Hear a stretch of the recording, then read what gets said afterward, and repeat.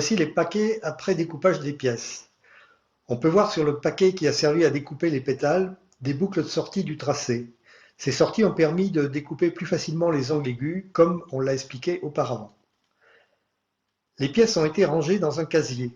On a découpé certaines d'entre elles dans 2 essences de teinte voisine pour garder une possibilité de choix au moment de l'assemblage. Il faudra par exemple décider quel ton de verre sera utilisé pour les tiges, l'autre étant destiné aux feuilles. Mais cette façon de faire n'est pas une obligation, on peut très bien décider dès le départ quelle essence sera utilisée pour telle ou telle pièce. Une remarque importante, si on souhaite réaliser la marqueterie en plusieurs exemplaires, il est très facile avec cette méthode élément par élément de superposer dans chaque paquet plusieurs feuilles de plaquage de la même essence. En procédant de cette façon, une seule découpe suffira à produire tous les exemplaires de chaque pièce. Enfin, les éléments sont numérotés pour faciliter l'assemblage. C'est une précaution indispensable, particulièrement quand il existe plusieurs pièces de forme ou de taille voisine dans la même marqueterie. On a projeté d'ombrer des pièces pour donner du volume au sujet représenté. Traditionnellement, la réalisation des ombrages se fait par la chaleur. Pour réaliser les ombrages, je trouve préférable de retirer le papier kraft qui renforçait les plaquages. Pour ça, on l'humidifie et on le décolle après avoir attendu 1 minute ou 2 pour que la colle se ramollisse.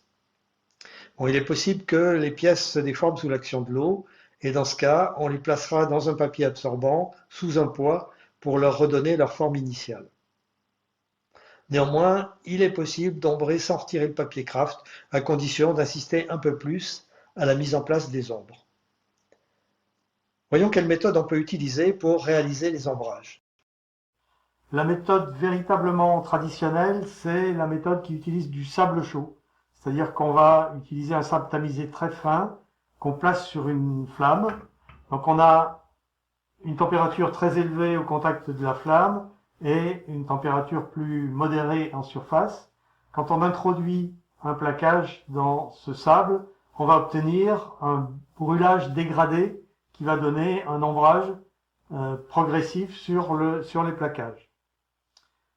Le deuxième moyen est d'utiliser un décapeur thermique, c'est-à-dire souffler de l'air chaud, très chaud, hein, celui-ci monte à 650 degrés, et on va placer le morceau de plaquage dans cet air chaud de façon à donner l'ombrage voulu.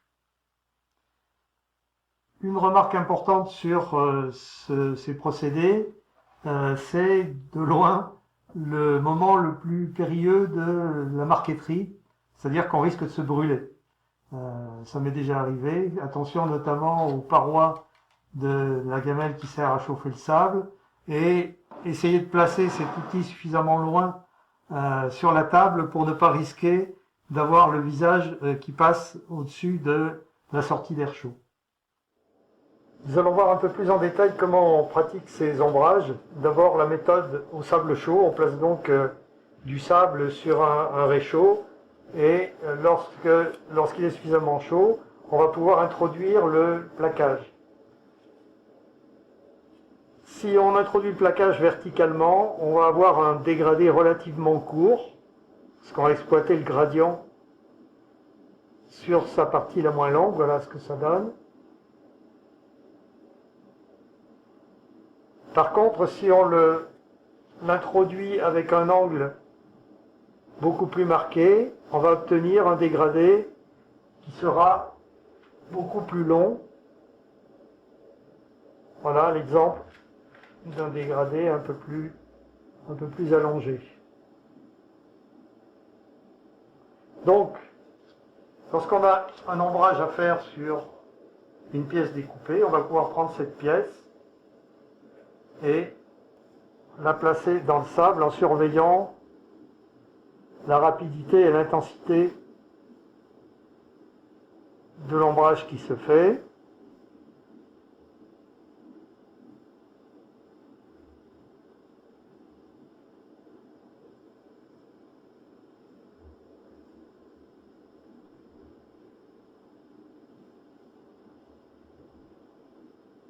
Ici par exemple, un ombrage sur le bas d'une feuille.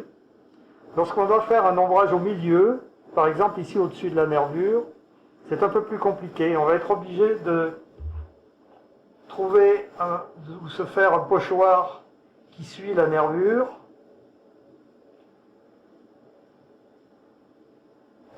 Et prendre du sable très chaud qu'on va déposer sur la pièce pour donner l'ombrage voulu.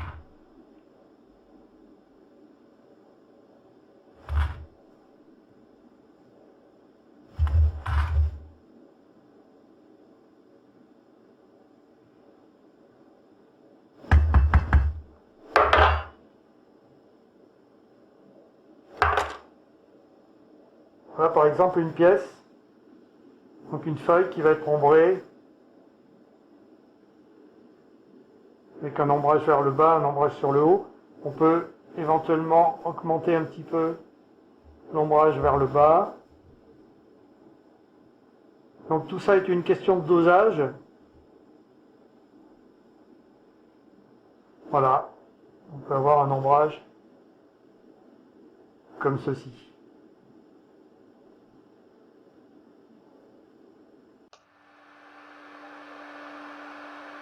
Pour réaliser l'ombrage avec le décapeur thermique, on va passer la pièce à ombrer en bordure du jet d'air brûlant et on va pouvoir mettre en place l'ombrage de façon progressive en contrôlant son avancement au fur et à mesure.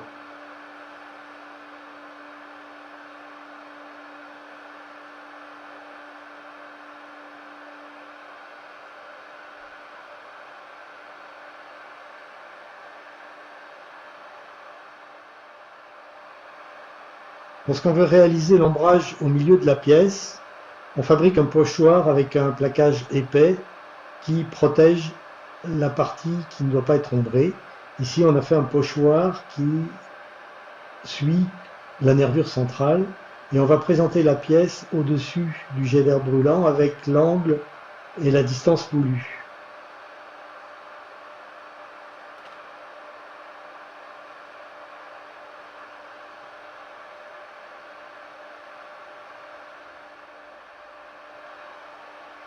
De la même façon, ici on va ombrer autour d'une découpe centrale avec un pochoir adapté.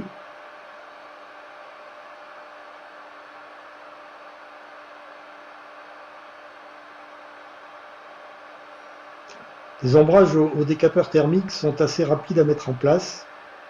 Je trouve néanmoins que la technique au sable chaud permet de réaliser des ombrages plus soignés. Par exemple, quand on s'aide d'un mini entonnoir métallique qui permet d'appliquer le sable avec précision sur le plaquage.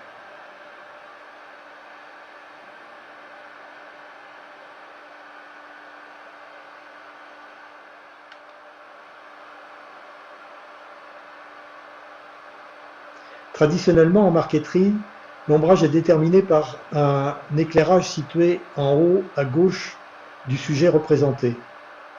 Mais on peut aussi innover.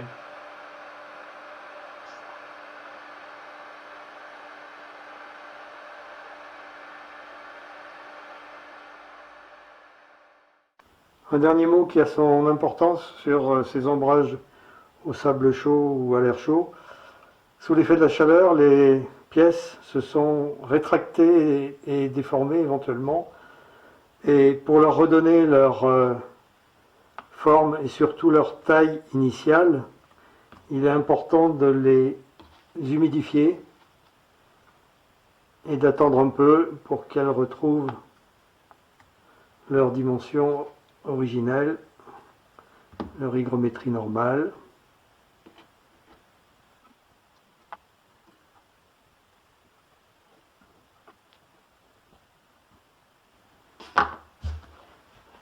Et on peut mettre un poids pour qu'elle reste bien plane en séchant. Il existe une autre méthode utilisable pour faire des ombrages qui est l'utilisation de teinture, en particulier le brou de noix. On va pouvoir passer au pinceau le brou de noix dans les endroits voulus pour donner un ombrage et on peut avoir des dégradés en diluant plus ou moins ce brou de noix. On peut également le passer avec un aérographe. Évidemment, cette opération est à faire en tout dernier lieu, juste avant le vernissage, parce que la teinture va pénétrer relativement peu profondément dans le bois. Et si on devait ensuite réaliser à nouveau un ponçage, il est probable qu'on enlèverait la plus grosse partie de la teinture qui a été déposée.